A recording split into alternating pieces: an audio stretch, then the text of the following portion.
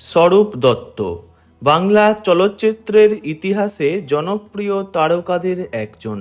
যদিও সেই সময় তিনি জনপ্রিয় হলেও বর্তমানে কেবল ভুলে যাওয়া একটা নাম।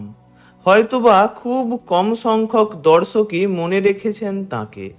70-80 দশকের অতি পরিচিত মুখ ছিলেন তিনি। একের পর এক ছবিতে অভিনয় করে নিজের আলাদা পরিচিতি তৈরি করেছিলেন। কিন্তু পর্দায় তার সাফল্য, জনপ্রিয়তা এবং তারকা খ্যাতি থাকলেও বাস্তব জীবনে অনিশ্চয়তা, আর্থিক চাপ, কাজের অভাব ঘিরে ধরেছিল তাকে। সময়ের সঙ্গে সঙ্গে চলচ্চিত্র জগতের পরিবর্তন, নতুন প্রজন্মের আগমন এবং কাজের ধরন বদলে যাওয়ায় একরকম কর্মহীন হয়ে পড়েছিলেন স্বরূপ দত্ত। জানবো তাঁরই জীবনের কিছু কথা, তাই ভিডিওটি শেষ পর্যন্ত দেখার অনুরোধ রইল।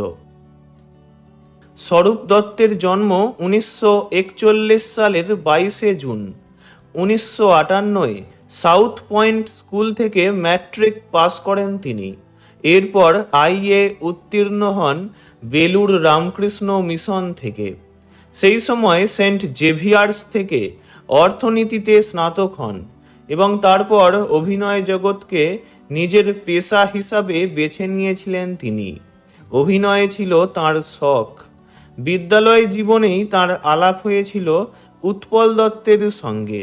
সেই প্রভাব থেকে গিয়েছিল জীবনভর। তপন সিনহার পরিচালনায় আপনজন ছবিতে তার অভিনয় বাঙালিকে মুগ্ধ করেছিল।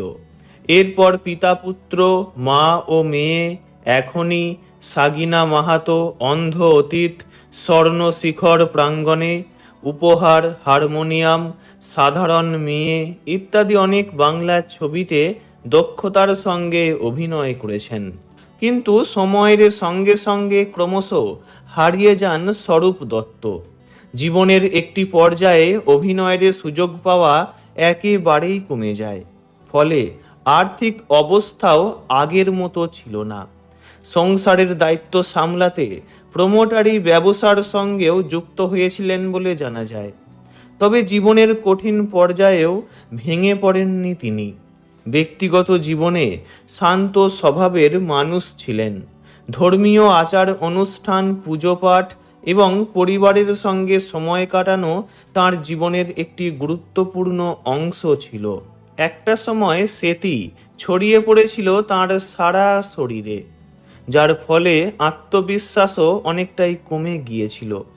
তবুও অভিনয় জগতে ফিরতে চাইতেন। তবে অভিনয় জগতে বারবার ফিরে আসতে চাইলেও অভিনয় জগৎ তাকে আর ডাকেনি। 1991-এ সাধারণ মেয়ে ছবিটি তাঁর অভিনীত অন্তিম ছবি। 2019 সালের 17 জুলাই তিনি আমাদের সকলকে ছেড়ে পরলোক গমন করেন। মৃত্যুকালে তাঁর বয়স হয়েছিল 78 বছর। নিজের বালিগঞ্জের বাড়িতে পড়ে গিয়ে জ্ঞান হারিয়েছিলেন তিনি।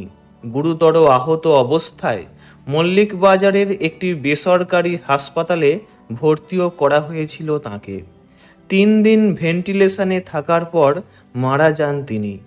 মৃত্যুকালে তিনি রেখে যান তাঁর স্ত্রী ও পুত্রকে। এই ভিডিও দ্বারা ওনাকে জানাই আন্তরিক শ্রদ্ধা। ভিডিওটি ভালো লাগলে লাইক করবেন, অন্য কারো বিষয়ে জানতে কমেন্ট করবেন, আর এমনই সব ভিডিও পেতে চ্যানেলটি অবশ্যই সাবস্ক্রাইব করবেন। ধন্যবাদ।